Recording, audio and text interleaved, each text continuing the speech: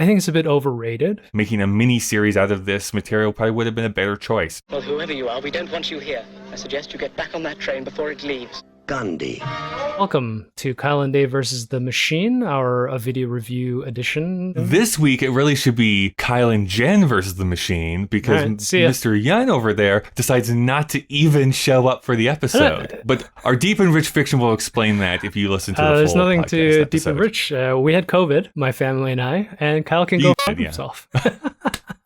So we got to watch the Oscar-winning Best Film, Best Actor, Best Film of the Year. Screenplay, Best. Won, I think, 8 of its 11 nominations. It's insane. Gandhi. So Kyle, you've apparently never seen this movie before. That's correct. How did it go for you? I have 2 major criticisms on this. I think I should set this up at the very beginning saying I do not think this is an awful film. We have seen much worse. I should have just production cut to design a picture of and that sort of thing. Yeah, exactly. Sorry. There's some great production design. The sweeping epic does take you over from time to time. But one of my 2 major criticisms is this. This film treats the title character and real person, Gandhi, as this Christ-like figure where he has never done anything bad in his entire life. I think that does a disservice to the man, and I think it does a disservice to the movie, because when you remove those shades of gray or the warts, sandpaper that all away, you're left feeling okay, I get an understanding of what this person did, but I don't really ever get a sense of why he is doing it or the struggles he actually went through along the way. It's interesting because the trailer says they're going to focus on the struggles of the man. I think they focus on the triumphs of the man for sure. I don't think they do focus on the trials. Everything that is usually brushed away in about 30 seconds and we're just on to the next. By the end, I wanted more. I think this is one of those few times where making a mini series out of this material probably would have been a better choice. Maybe done an entire episode of him in prison. We've talked before about the line between a documentary and a film. I mean, we weren't even specific about biopics and why documentaries are not quite a box office draw. When you have a documentary, we're just kind of going through statements of facts, but movies need some form of narrative and have a story structure. Films like this are just way too big in scope. Gandhi, as a human being, led a big life. He did not just the things that are depicted in this film, but he just lived above what we would consider to be possibility of an individual human man. And Richard Attenborough, not David Attenborough, tried to compress all of that, even in 3.5 hours, squeezing 40, 50, 60 years of active spiritual life into this one pocket. And I think it's a bit of a mess. I don't think that the filmmaking's bad. I have some reservations about Ben Kingsley's performance, at least as far as best of all time type of thing. I actually kind of got bored.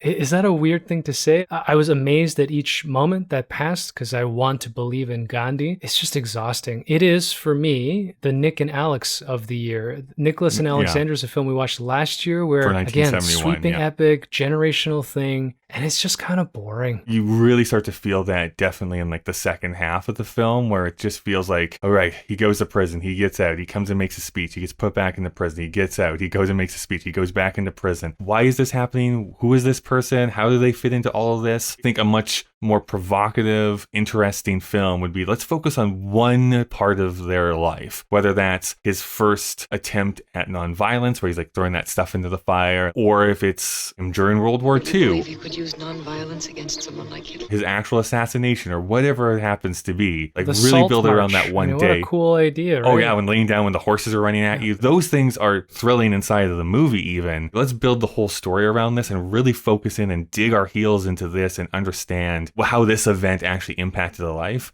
I know I'm asking for a lot because it would basically been, hey, Richard Attenborough, why don't you make 3 films out of Gandhi, out of 3 parts of his life? And that's just never going to happen. But trying to cram his entire life into 3 hours just feels too much. I understand why people liked it back in 1982, but 40 years out, I don't know.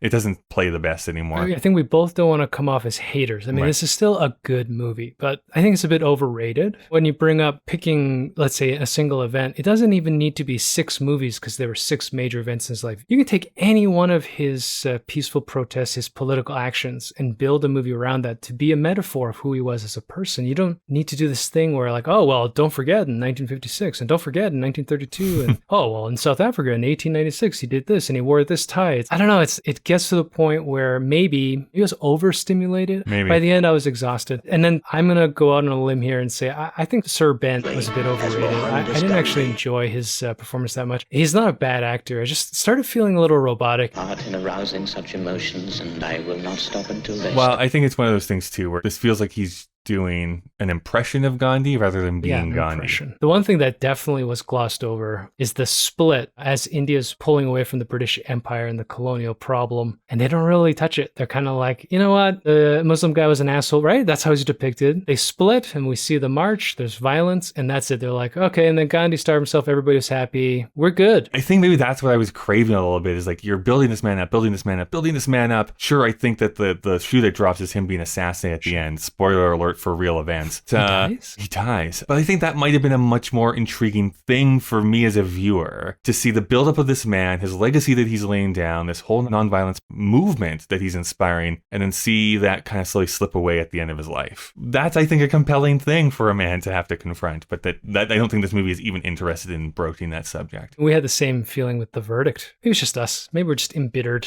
getting old and realizing. Well, I think also part of this was because it was funded by the Indian government and the Gandhi family, so they're not probably going to get into too much of the bad stuff. I don't think it was the family, but someone said that Gandhi should be played by a beam of light.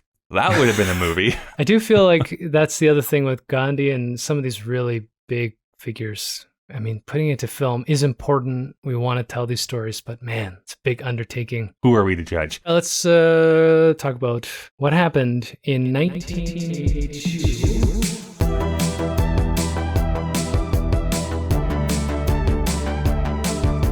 We have one entry for this week. Speaking about India and Pakistan, on March 24th, Hussein Muhammad Ershad seizes power in Bangladesh, which is one of the contested territories in that schism. And this might be a colonial lens problem, but India's not a homogenous people. That's right, It is yeah. an amalgam of so many cultures. I have a friend here in Calgary whose mother and father both originally came from India, from this small area called Gujarati, I think is how you pronounce I it, went for it. which is actually where Ben Kingsley's father came from, so it's the same. But only like 1% of India knows how to speak that language. It's interesting. I wish we had better perspective on what this means to people who grew up in India, how they think about Gandhi. I mean, we love, apparently, stirring the pot and everybody's upset at us. So, come at us. It was overrated. Still a good movie. Basically, Still a good movie, but not bad movie, but kind of an overrated one at the same I probably time. won't watch it again. Let's move on. COVID hopefully is gone, and we'll That's get right. to talk about We're quarantine. going to take this sweeping epic and then go really small into the middle of a submarine for Das Boot. Das Boot is also a sweeping epic. It's only in one spot. Yeah. There's no sand. You don't see any sand. There's sand. Spoiler For like alert. one shot. Spoiler alert. It went on and on into the night. Whatever moral ascendancy the West held was lost here today.